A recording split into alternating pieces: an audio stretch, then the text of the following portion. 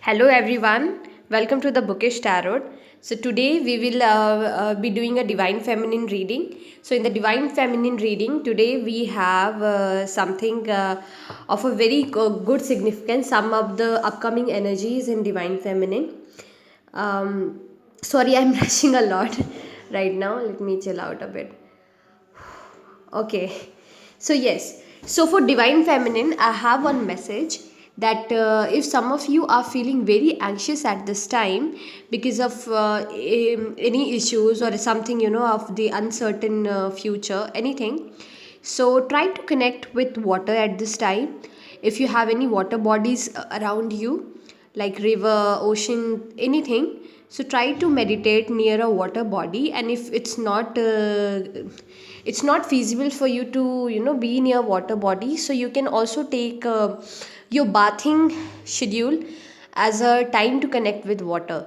So whenever you're taking bath, just take it as a see it as a source that is flushing out all sorts of toxicity from your life, right?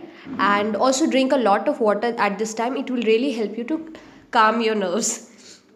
Okay, moving forward, for today we have this in our card tarot cards. The first card we have is Ten of Wands. So a lot of people at this time, both feminine and masculine, male and females, um, are very feeling very burdened at this time because of the past energies. Also, we are at the completing stage.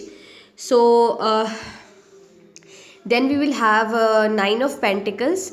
So it after completing this heavy burden cycle, we will definitely you can expect a lot of abundance in your life, having that feeling, not just physical abundance but also emotional abundance coming to your life. Okay, and with that will also come a lot of opportunities. And from this card I can also see you might go for traveling, something that you have not been doing for a long time, maybe because of COVID or any financial issue, something. So you might go for traveling if you have been planning, but for some reason it has not been able to materialize, right? Now we have Page of Pentacles. So people who are looking for good new opportunity, something which is very grounded and stable, so look forward to it. It's a very positive reading, and there is success for us with the that is promises by the Six of Wands. Moving on to the oracle cards, we have communication is a key. So right now, a lot of people, we have been told, social media tells us, our movie tells us that we should not share things with anyone, but that also create a lot of blockages. So if you trust your friends or any relatives, maybe your colleague, someone, there must be one person you trust, so try to communicate with them. That will really help you to open your throat chakra, and also help you to attain clarity in life, right? So communication at this time will be very important. And that maybe that person can help you with so the issues that you are going on right now.